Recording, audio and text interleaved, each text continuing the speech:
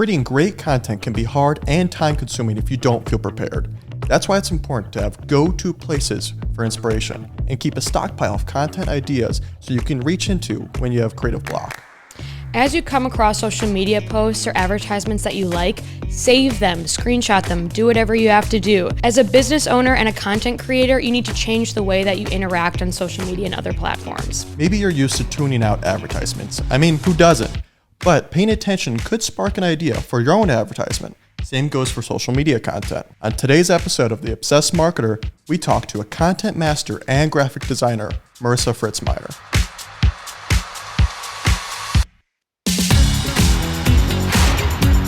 Welcome back to the Obsessed Marketer podcast, the podcast designed for you, the small business owner, looking to jumpstart your business and learn quick marketing strategies you can take with you to increase sales, reach, and growth. I'm Holland Berkey. I'm Joel Schmitz.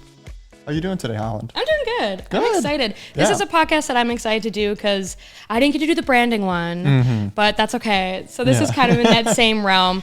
So we're content creators. That's what we do. I write copy. You make the pictures. I make the pictures. I design it. So we're a little bit yin and yang here. Exactly. Yes. And I think we all know too well creative block. It gets in you. It creates a fog up here, and then it's hard to create content. Yeah, there's been many days where I'm just staring at my computer screen and it's like the end of the day and I am just creatively burnt out. I've made a bunch of different stuff and then it gets to that last task and I'm like, okay, what do I do? What can I do that's different? What can I do that's different but still works with the brand? It can be hard. It really can be. So in this it can podcast, be frustrating on yourself, and you go down on yourself. Yeah, and then once you get down on yourself, it's kind of hard to get out of that, and then you don't feel creative, and you start making stuff that's just not good, and then you get lack self-confidence. We have a pro here today to talk about it. Marisa Fritzemeier. She's awesome. She's a graphic designer. Yep, she's a graphic designer here at VS, and she's been working with us for 7 years. She has a lot of industry knowledge. So in this podcast, we're going to be touching on places you can get inspiration from, and how to just kind of start creating content. Yeah. All right. Well, let's get into tips and tricks for content creation. All right. So we are joined here with Marisa Fritzemeier. Hi, Marisa. How are you doing? Hi. I'm good. How are you guys? Doing great. Good, it's lovely, sunny here. It's finally getting warm, so it's nice. Happens about one weekend a year, right? In Oshkosh. Yeah. It's beautiful. The sun's actually out. It's not gloomy for once. All right, so we'll just take a little bit to maybe introduce yourself, what you do. Obviously, we're talking about content creation here. You know that, so you can take it away.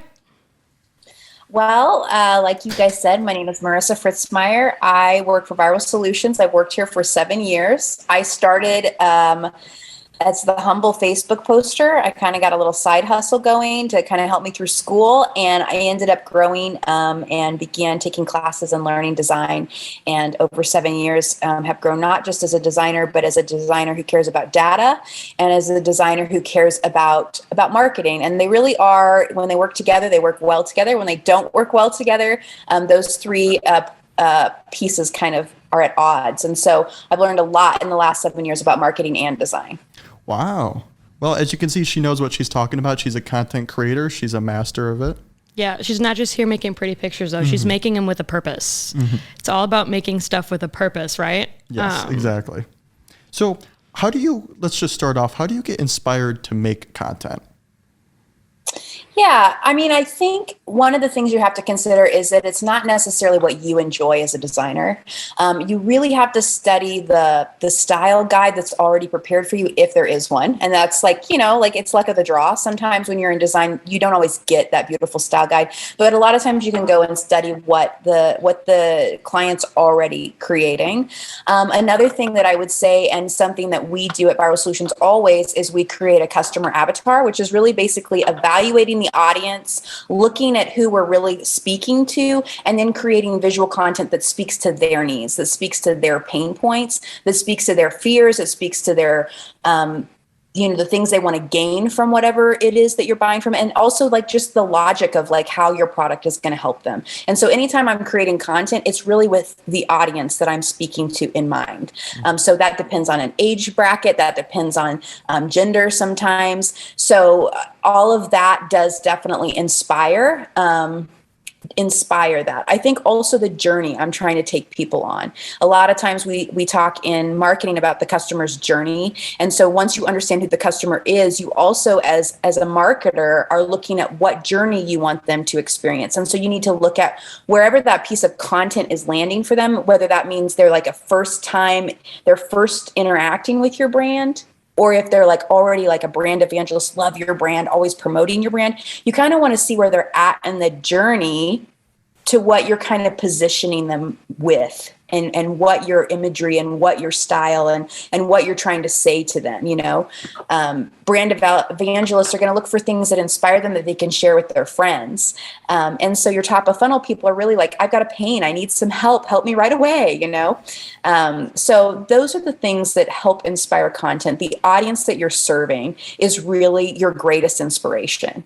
And that also helps things not always be about me being creative, right? It's not like always the pressure is always on me. It's like, right. I can look at the audience and say, what do you need? How can I serve you? Yeah. Where are you in your journey? Like you said, if it was something that's just getting to know your brand or they're very new to you, maybe that's more informal or like informational content, more educating them. Where if they're like a brand loyalist, like they can be more stuff that they want to share and push a little more flashy, a little more like fun. So that can really, it's where your audience is how you can pivot what your content should really be looking like. That's right. And I think a lot of times small business owners and even large corporations, a lot of times either talk about themselves a lot or, put things out there that resonate with them as individuals, but they're not always their customer. Mm-hmm. And so a lot of times it's really important to go back to who you're speaking to and how you want to approach that customer as the brand, not as you as an individual. Yeah, you're already bought into the company. If you're owning it, you already know, you already believe in this. You're trying to convert people to believe what you believe. So absolutely not you. It's not about you. It's about them. Exactly. Mm-hmm. All right. So what are some of the tools or websites you go to for content inspiration that maybe a small business owner could look at too? Like I know Pinterest is one of my big ones. Pinterest and Instagram are huge for me. Do you have any ones out there that you use a lot? I think Pinterest and Instagram are fantastic resources. And, I love Pinterest because you can pin boards and that's wonderful.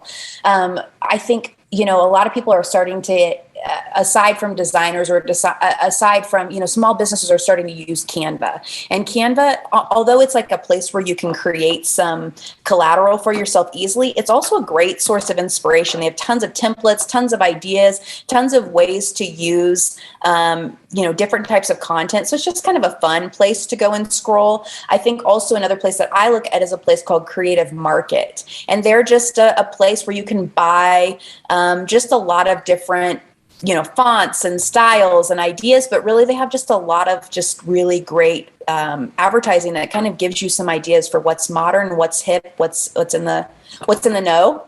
I look at, when it comes to imagery, I always look at Adobe Stock. That's a great resource. Dribbble, that's more for designers, but it's also a great place. Dribbble, Dribble, like you're dribbling, right? But it's like a great place to go and look at, like, if you're just like wanting to rebuild your website, for example, and you're like, I don't know what look and vibe I want. Dribbble would be a great place to just like Google in there and see what's modern and what's happening and what's, what resonates with you, to be able to show to a designer that you're working with. Like, these are kind of some ideas I like. And then another one that I think is really important, and I don't know if that's just because I've worked in design for so long, but is something called Google Fonts. And basically Google Fonts is fonts that are created to work online. And we have run into so many clients that have these really cool fonts, but they are fonts that really work in print. And they are not really built for digital platforms. And so if you're looking for fonts that you want to resonate with, but you want them to work across platforms, like both in print and in digital media, Google Fonts is a great place, because Google Fonts are fonts that are built to work digitally. And so I love looking there and just like looking for ideas, knowing that I'm in a safety zone. I'm not like in this weird zone where I'm going to have to pay a lot of money for these specialty fonts, et cetera. Mm-hmm. Yeah. So yeah, what she's saying, like, go around all these different websites like Instagram, Dribbble, Pinterest, just go around saving stuff. Even if you're not say that you're not in a creative block right now, you're not having to make a piece of content, but sooner or later down the line, maybe it's even in a day or a few days, you're going to be making another piece of content that you might get stuck on. As you're on the internet, as you're on social media and you're seeing stuff you like, screenshot it, save it. It might help you down the line to spark inspiration. Even like later. other advertisements you see too. If you think it's a cool advertisement, save it. I mean, you're going to have to change your mindset here. Like I'm used to like tuning out advertisements, but now you got to like look at them and analyze them. And see, Obviously, don't steal things. Don't steal other people's work, but have it inspire you, have it maybe lead you in the right direction. There was this one, during my research kind of for this topic, I found this one piece of software. Marisa, I don't know if you've ever heard of it. It's called Zapier. So basically what it is, these people described it as like the connective tissue of like online. So you can create different categories. Say you can create like a user generated content category, and then you're on Facebook. You can save posts or you can save things and it'll immediately go into a Dropbox labeled user generated content, or you can have one labeled OMG advertisements that I love. And as you're going down, you can save them and this software will automatically save it into a Dropbox labeled that, and then you can share it. So it's kind of like Pinterest where you can have different boards and you can save stuff to different categories. But this way it's like on social media or like websites, I don't even know how it works. It's like AI, I think a little bit. But then you can save it into certain categories for whatever like you're looking at. It's just a better way of like, because I screenshot stuff or I save stuff on Instagram, but this would be like, instead of going through your screenshots and then kind of sifting through them, okay, this is for social, this is for advertisement, this is for UGC, whatever, like it automatically will put it into pretty organized folders for you. So we'll have the link to Zapier down in the show notes if you guys want to take a look at that, but that could definitely save time while you're scrolling. Just click save to different stuff. But that super helpful. Like I said, Instagram, Pinterest, Dribbble. That's a new one I haven't heard of. Yeah. I've used it. Yeah, it's like she said, a little bit more for like website design. It's a little more heavy on that, but just be an active user. Right. Always be open and looking at things. Try not to tune stuff out. Like Joel said, it's easy to tune out advertisements, like everybody does. But when you're in this space, it would be very helpful if you kind of started looking and seeing what other people are doing and then get inspiration. Almost be like there. Mindful while you're looking through. Yes, very mindful scrolling for sure. Well, and I think you can also, one of the things for small business owners is that you can look at what your competitors are doing too. Yes. Not to copy them, but they are doing research just like you're doing to meet the pain points and the needs of a client. And so you can just go to Google search and type in, if the pain point is like, med spas, you can type in and see kind of like what are other med spas doing in metropolitan areas, or, what are some of the ways that they're reaching out and speaking to their audience, because that can give you great ideas too, without, like you said, stealing ideas.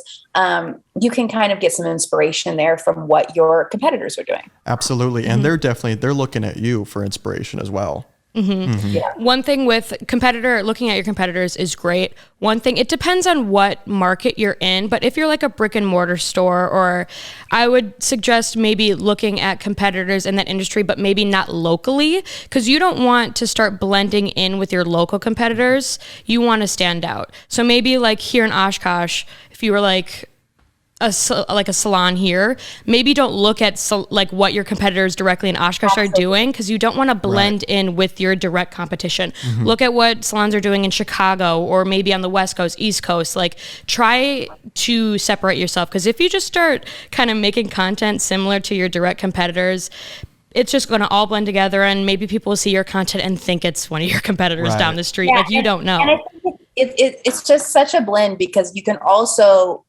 like, my initial gut was to tell you, go and look at what inspires you. But again, that's really not what if you're cutting hair for 50 plus and you're 30 and you are like in this total, like you're in a totally different crowd than who you're actually cutting the hair for. So it really does come down to knowing what your audience needs and finding a way to show them who they can become. If you're cutting hair, for example, or if you're in a med spa industry, but also just sometimes it's great. Like you said, you can look at Chicago and see like what specials are they running? What kind of ideas are they coming up for free gifts? What kind of things are they doing to just keep engagement and keep excitement without like necessarily, you can't, if you're in Oshkosh, you're not Chicago. So you got to like have some practicality there. Yeah. But keep it reasonable.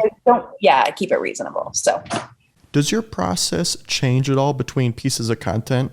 For example, if you're making a social media post or if you're creating a whole guide or an advertisement, does the process change? Yeah. I mean, sometimes the process is hard to explain. You sometimes just know what you know and you just apply it. Right. But I would say one thing that is important, even if you're a small business owner, is consistency.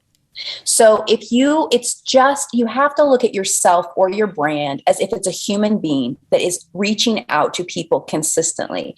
And if one day your brand shows up like a slob, and then the other day your brand shows up with a suit and a tie, you are creating kind of this weird dynamic with people where they don't know who you really are. You're not showing a consistent persona of yourself. And so one thing we do almost from the very get-go with clients is we either evaluate a style guide, which is basically saying we like to kind of stay within this color palette. We like to stay, this is our logo, this is our branding, and that helps us stay consistent. So when it comes to my process, I would say it is the same every time because I evaluate the audience, I evaluate the guide, the boundaries of the persona we're trying to present and engage with our audience, and I design based on those two things. But one thing I do as a designer is I try to make the brand have some flexibility. So you've got your main color palette, and then maybe you've got some subcolors so that when you're on more platforms that are more fun to be on, right, you can kind of have some flexibility there and have some fun with your audience. Whereas when we hit your website, it has a very, I think it's important to find flexibility while also staying consistent. Okay. Am I making sense? Mm-hmm. So the style guide always informs my process. The audience always informs my process. But within the style guide, it's okay to break the boundaries a little bit. And it's okay to have some fun too. Like you don't want to, if your background color was blue and all you ever do is post blue with this text, people will start to ignore you. So you want to be able to like play within the boundaries that you've given yourself. And sometimes that's frustrating, but most of the time I find it helpful. Yeah. Mm-hmm. And if any of you listening are like, I don't even have a style guide, or I feel like I don't stick with that, we can help you with that. We do look at that in our free 50-point audit. If you go to viralsolutions.net, at the top, I believe there's a button for the free 50-point marketing audit. Free. It's free. And we can help you kind of get started there, because that is a lot of the foundation of creating content, at least visually, is your style guide. So if you need some help on that, we're definitely here to help you out with that. Absolutely. But it seems like just stick to the style guide. You can kind of veer off a little bit, like you said, on more fun platforms like Instagram or something, or like having a story, having it be a little bit more fun. But also, if you are veering from your style guide, to continue to veer that same way, if that makes sense. Like, don't be all fun and playful. Like if you're a business, suit and tie, like you said, and then maybe you throw in some fun animations, and then the next time you're throwing in some like floral stuff, or I don't know, like it's more like pretty. Like make sure when you are veering, it is consistently like your sub almost look. Like it should always kind of be the same. You don't want to start veering in like a million different directions, because then it gets muddled and confused. It's related to what you had before. Almost. Yeah. Mm-hmm. Absolutely. I would say consistency is a huge part of my process, and if you don't have a style guides don't have to be this huge complex thing. They can be very simple. I always have my logo on my design. It's always there front and center. I always, maybe I stay within this font family and I use the color blue. That will within the design. That's it. I mean, that can be a simple style guide to help you get started, but it does help you stay on target. Right. Yeah. So a style guide might sound intimidating, but it's only as complex as you make it. Right. Mm-hmm. Just a few boundaries for yourself. Yeah. All right. Let's shift kind of into, that kind of can go into how do you determine the style and the tone of voice in a piece of content? Obviously, a brand has a style and a tone of voice, kind of what we were saying. Like you have your base and what you should stick with. But obviously there are times when you try to go the emotional route or the happy fun route. Like, doesn't mean you have to change your brand drastically to fit that, but certain pieces of content will kind of emulate different things. So how do you kind of decide what vibe, I guess, or what tone you're going for visually in that piece of content? I'll give you an example of a client we work with. We work with a client that has mostly 65 plus female as their audience, right? But one of the things a client wants to do is they want to begin opening that up to families that are younger, 30s and 40s. And so we began developing books for them. Now, when I know what the 65 plus is used to seeing in regards to this client's content, in regards to these ideas, and a lot of these books are like self-help, emotional help, financial, those kind of things. And so when I made the books, I was trying in my mind as a designer, not only to speak to the 65 plus, but also to speak to this 30-40s market. And so in my mind, I was like, how am I going to bridge the gap between these two through design? Mm-hmm. And so we stayed within the brand and the style guide, but we kind of lightened up the font a little bit. It wasn't so heavy. And one of the things we did was we took a topic like emotional healing was one of the topics, right? And instead of using content that you would normally see with emotional healing from these 65 plus, what they've kind of been seeing in the marketing realm for the last couple of years for books they've been looking at, which is like praying hands, lifting your hands up to the sky. These are kind of traditional like ways we show emotion in photographs, mm-hmm. right? Mm-hmm. In design. And my thought was, how do I like speak about this really hard topic, which is emotional healing, which none of us want to do, but we all want to do, right? Mm-hmm. How do I make this easy and acceptable and also like modern and hip and like talk to everybody, all of these different people. And I really felt like the design of the book needed to be something not so heavy. So like the topic itself is very heavy. It's a lot of work. You can get overwhelmed when you feel like I got to go through this journey. And so we decided to do a campaign theme. Oh. And it made a consistency across the brand, across that book. And it felt like it was something that was easily approachable. Everybody's been on a camping trip. If they haven't, they kind of know what's expected of them. They pack their car, they go to the place, they do the hike, right? And so it kind of related to them on like, you're getting ready for a journey, but it's not a journey you can't handle. It's also going to be hard, but it's also going to be fun at the end of the journey because you're going to look back and see your experience, right?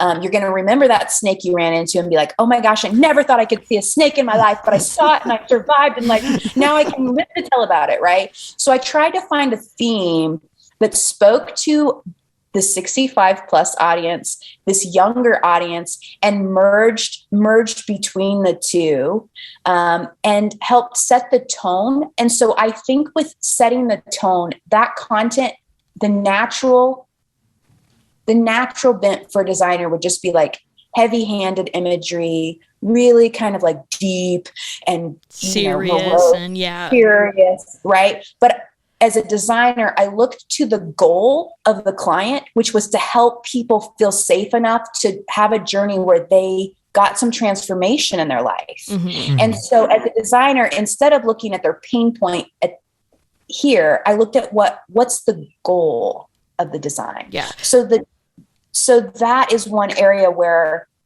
I allowed the tone. I had to kind of force the tone. I had to use the tone in the way it was intended and not in the way that the client would naturally have gone to themselves. Mm-hmm. It shifted a little bit. Yeah. So it kind of seems like it boils down to, we've said it multiple times in this podcast a little bit too, is it's the audience. You look at your audience, who are you speaking to? And what is the end goal from the content? What do you want this content to do for this person or for the business? Mm-hmm. So it's just kind of shifting among that, like audience, end goal of the content just boils down to that. Look at those two things and help that kind of gear or steer you towards where you want to go. Taking them on a journey and you want to land them somewhere. Yeah. Mm-hmm. Just know where you're going to end. Right. And so the reason why that changed was because you got 65 plus, now you got 30 and 40s in there as well. And they're looking for a totally different experience. So finding a bridge between those and using that content to speak to their need, but also to help them make the journey. I mean, I would say that's the end goal for all of us as designers. I'm really proud of that piece, I guess, because I felt like it did its job in a new and innovative way without like beating you over the head with an idea too. Yeah. So, and you always need to be changing and evolving and growing as a visual brand, as in like with your words, with your visuals, like it should be shifting and growing. You can't stay stagnant. When you stay stagnant, your business can die. Yeah. It's just easy as that. That's a really awesome story. I really like that because the camping, like it does make sense. Like you're preparing for a journey and it goes for like all age groups. Cause like everyone knows camping. It's such a simple idea. Like that's really awesome. That's good. So think outside of the box. And I think, also, especially like if you're building content, a lot of small business owners are building like these little pieces, you're building like a social media post. So a lot of times, I'll be honest, the copywriting that is written for me informs the tone. And so sometimes as a small business owner, you might want to pull back and write what you want to say. And you might write your heading, your subheading, and your call to action. And that's going to help you say, okay, this is what I want to market, instead of starting with the imagery first, because the tone of that piece, what you're trying to get them to do, whether that's engage with you, whether that's get educated by you, whether that's to be inspired by you, those words are going to help you build the actual image and the final piece of content. So, a lot of times I go back to what does the content say? What does the copywriting say? And then how do I build out from there? Yeah, myself as a designer, I'm the same thing. This guy, he writes something great, and then I get it, and I'm like, okay, it helps you steer. Right. Because the words really can give you the tone. Absolutely. Glad I can help. Yeah, thanks for that. Sure thing. All right, let's wrap this up. Marisa, what's one thing a small business owner can do to get out of a creative block? I mean, I think it all goes back to knowing your customer and knowing their journey. And so if you haven't done that yet, that might be part of the problem. You don't know who to market to. You don't know what to say because you don't know who you're really speaking to. So if you have already done that, great. But my first initial gut response is, have you really defined who your audiences are? And there can be more than one. You can have more than one audience, but have you defined who they are, what they do, why they buy, etc. And then have you defined your expected journey or what their natural journey has been, and then kind of build content around that. That's going to help you really flesh out your content and make it and build it consistently over time. So I would say my number one advice would be to make sure that your customer and your customer journey is kind of fleshed out, which is something that we help with all the time here. And then I would say the other piece is do one thing well. If you are deciding you're going to start posting on social media and you've never posted on social media, get good at one platform. Right. Don't try to be the king of Facebook, of Twitter, of Pinterest. Like, just find out where your audience is mostly. And if they're on Facebook, then go get good at Facebook. And then if they're not on Facebook, find out where they're at and go find them on Instagram and really hone in and get good at that. And then the other pieces will play out over time. So I would say, make sure you know who your customer is, make sure you know the journey that they need to go on to get your product and to continue to stay as subscribers to your brand, but then just do well at one thing and don't try to put all of this pressure, because if you look at the people who are doing branding really well, they probably have a whole team of people behind them. Right. And trying to compare yourself to them is really unfair to yourself. Mm-hmm. And you won't move forward. So find one thing, do it well, and then once that's, in your second nature to yourself, add another new one thing and just get good at that and continue to progress with your brand. Yeah, I feel like the creative block could get even worse if you're just juggling all these different types of content that you're trying to push out. Start small. And make it easy for yourself. If you're being hard on yourself too, it can only make you more foggy in the head. Oh yeah, there's definitely been times where I'm like so stressed out and I can't figure out what to do. I'm just staring at a blank screen and I'm like, what? I'm just so creatively burnt out today. I don't even know what to do. And then it just gets worse from there and it spirals and it doesn't get any easier. Yeah. So just step back, take a deep breath, try to focus on one thing, and it'll go from there. Yeah. All right. Awesome. Awesome. Well, that was great, Marisa. Thank you so much for coming on and talking with us. Yes, You got a lot of so great much. stuff. So that was awesome. I appreciate you having me. It's been a blast. Yeah. All right. All right. You have a good rest of your day. All right. We'll talk to you later. All right. Bye-bye. Bye. Okay, so that was super Yeah, intuitive. that was awesome. I love Marisa. She's the other graphic designer here at VS, so we get each other, you know. But she had a lot of great stuff to talk about. She did, yeah. Just first of all, most importantly, knowing your audience. That's the biggest thing you can take away. Yeah, once you're starting to make a piece of content, whether you're writing or you're already designing it, have your target audience in mind. Put yourself in their shoes and how they would interpret this piece of content. Yes, exactly. And then also knowing the goal of the piece of content you're creating, that can help you kind of maneuver what to do with it. She also talked about some cool Tools, websites, software to use. She talked about Dribbble. I believe it's Dribble. 3 B's. 3 B's. We'll have links in the show notes for stuff that we talked about in this podcast, so don't worry. And then I talked a little bit about Zapier. Yes. Which seems like it could be very helpful and quick if you don't have a lot of time. If you're doing the content by yourself, you don't have a lot of time to research content. Right. Even though you need to be researching and being an active user and screenshotting and stuff. So Dribbble could help you quick take screenshots or quick save stuff, and then it'll immediately go into your organized folders, which could really save on time. Also just a classic Pinterest. Pinterest. Like Marisa was saying, they have boards, kind of like Zapier. They'll have boards that you can organize what you're pinning and what you're saving. So I use Pinterest all the time. And then I also use Instagram all the time. My Instagram saved is a mess. It's recipes for myself and then content inspiration and graphic design stuff. I'm like, ooh, that looked cool. I'm going to save that. Maybe I could use that for later. Even if I don't have something in mind, just save it. You never know when you can need it. Like we said, if you get into a creative block, it's great to have a stockpile of content ideas that you can browse through and maybe it'll spark something for you. And also remember, don't be afraid to look at the competition, but probably not locally. Move out of your region, a different state or whatever, and get ideas from there because believe it or not, they're looking at you. Yeah. If you have any questions or want to reach out for more help on content creation, we are always here to help. Click our chat bubble on our website, viralsolutions.net, or get started with the free 50-point marketing audit for your business, also at viralsolutions.net. All right, that's it for now. I'm Holland Berkey. I'm Joel Schmitz. See you next week. The Obsessed Marketer is a production of Viral Solutions and produced by Andrew Hayes, Holland Berkey, and Joel Schmitz. Give us a rating on Apple Podcasts and Spotify to let us know what you think. And send any topic suggestions to viralsolutions.net. Just click the blue chat bubble at the bottom of the page. Visit viralsolutions.net for more information on how to strategize, execute, and grow your business. And subscribe to this podcast wherever you listen.